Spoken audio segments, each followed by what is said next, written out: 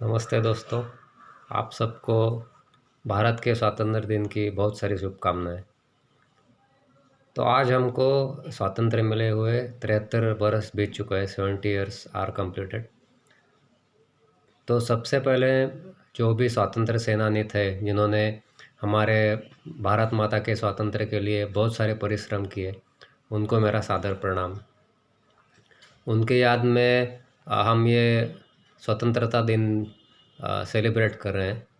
तो आज लाल किले में हमारे पंत प्रधान माननीय श्री नरेंद्र मोदी ने कहा कि हमारा भारत देश आत्मनिर्भर, बाद में बलशाली और स्वच्छ भारत होना चाहिए।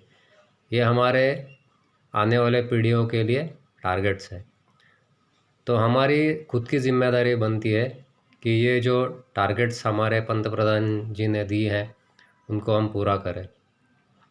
सबसे पहले हम देखते हैं स्वच्छ भारत। तो स्वच्छ भारत ये संकल्पना श्री महात्मा गांधी ने हमको दी थी।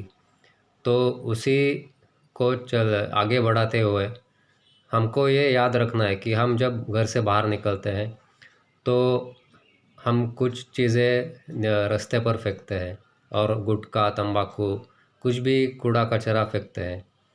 ये नहीं होना चाहिए।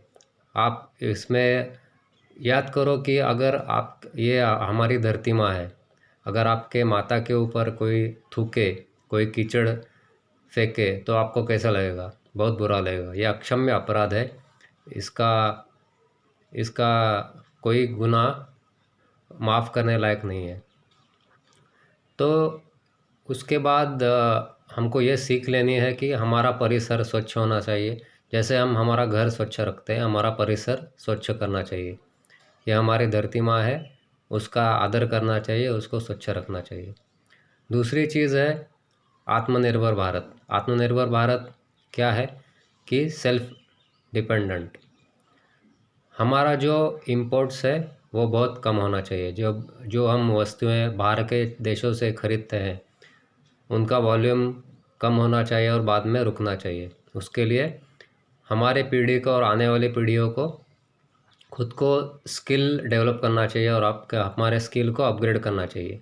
उससे आप खुद हमारा अपना स्टार्टअप बिजनेस शुरू कर सकते हो, बाद में जॉब क्रिएट कर सकते हो। बहुत सारे ऑप्शंस है। उससे हमारा भारत सेल्फ डिपेंडेंट बन सकता है। और जो भी विदेशी वस्तुएं हैं और जो विदेशी वस्तु हैं वो ऑनलाइन या ऑफलाइन आप जब भी खरीदते हो वो खरीदना बंद कीजिए। Prefer for the Indian products. भारतीय वस्तुओं पे हमारा प्रायोरिटी होना चाहिए जो भी आप खरीदते हो। ये हो गया आत्मनिर्भर भारत। तीसरा चीज़ है बलशाली भारत। बलशाली भारत में हमारा क्या होना चाहिए कि आज की युवा पीढ़ी है उनको हम उनको प्रेरणा दें कि वो आर्मी, नेवी उसमें जाए और हमारा करियर उसमें बना दे, तो हमारी भारत माता की सेवा कर सके और हमारी भारत माँ को बलशाली बना सके। आज हमारे देश में स्वतंत्रता है और हमेशा हमको स्वतंत्रता और स्वैराचार उसमें फ़र्क करना चाहिए, इसमें डिफ्रेंशिएशन करना चाहिए। स्वतंत्रता मतलब हम कुछ चीज़ों से स्वतंत्र हो चुके हैं, जैसे अंग्रेज़ों की गुलामगिरी से। लेकिन स्वैराचार जो फैला है वाकई हमारी भारत देश में, वो रुकना चाहिए। स्वैराचार उदाहरण के तौर पे कोई भी आदमी अगर कुछ मन के विरुद्ध घटा सार्वजनिक जगह पे या बाहर रास्ते पे, दूसरे के जान पे भिड़ जाता है, दूसरे को मारने पे तोड़ता है। ये नहीं होना चाहिए। हमारे मन के अंदर मन में शांति होनी चाहिए, हमारे मन में कंट्रोल रहना चाहिए कि हम जो भी शब्द यूज़ कर रहे हैं दूसरे के लिए, या उस पर ध्यान रखना चाहिए कि दूसरे को ये कुछ हानि नहीं पहुँचे, दूसरे को बुरा नहीं लगे।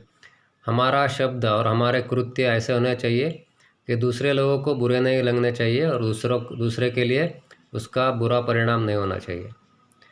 तो ये स्वैराचार जो फैल रहा है हमारे समाज में, दूसरे उदाहरण दिया जाए तो आज हमारे मीडिया है उस पर डिबेट चलती रहती है कि ये पंतप्रधान ऐसे हैं, ये दूसरे अपोजिशन पार्टी के नेता ऐसे हैं, उनके पर्सनल लेवल पे एलिगेशन चलते रहते हैं, उनको बहुत बुरे शब्द में अपशब्द में उनको बोला जाता है। ये बंद होना चाहिए।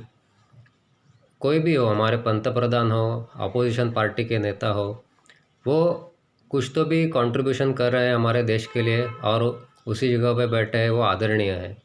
जो भी हो, हमारे कलीग्स हो, हमारे फ्रेंड्स हो, अपशब्द यूज़ करना बंद कीजिए। ये स्वैराचार बंद होना चाहिए, नहीं तो खून खराबा और फैलेगा और उससे हमारा समाज पूरा बिगड़ जाएगा। चौथी बात है कि रिज़र्वेशन हमारे संविधान में डॉक्टर बाबा साहब अम्बेडकर ने बहुत अच्छी चीज़ की है। उसके ऊपर और थोड़ी सी इम्प्रूवमेंट होनी चाहिए या मॉडिफिकेशन होनी चाहिए।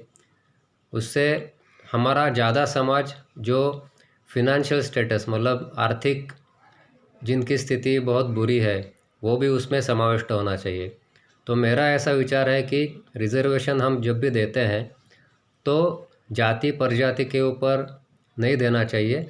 हालांकि हमारे पैन कार्ड जब भी रजिस्टर होते हैं उनके ऊपर हमारा इनकम रिलेट किया जाता है, हमारा इनकम दिखता है। तो जिनका इनकम बिलो पॉवर्टी लाइन है, वो जो भी हो, ओपन कैटेगरी में हो, ओबीसी हो, जो भी हो, उनको सबको रिज़र्वेशन मिलना चाहिए। तो कंक्लूजन यह है कि रिज़र्वेशन फाइनेंशियल स्टेटस मतलब हमारे आर्थिक स्थिति पे मिलना चाहिए। इससे हमारा समाज सुदृढ़ बनेगा।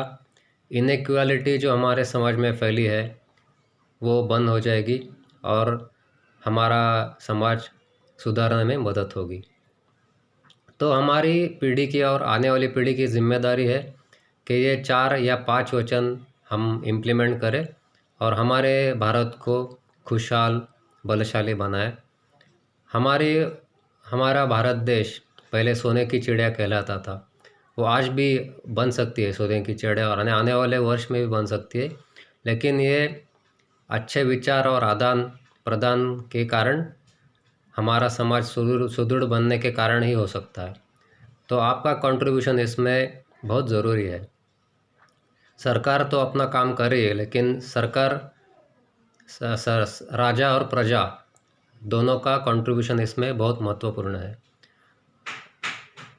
अगर ये आपको वीडियो बहुत अच्छा लगा हो तो आप लाइक कीजिए, शेयर कीजिए और फिर से मैं मेरे भारत माता को वंदन करता हूँ, नमन करता हूँ। भारत माता की जय। जय हिंद।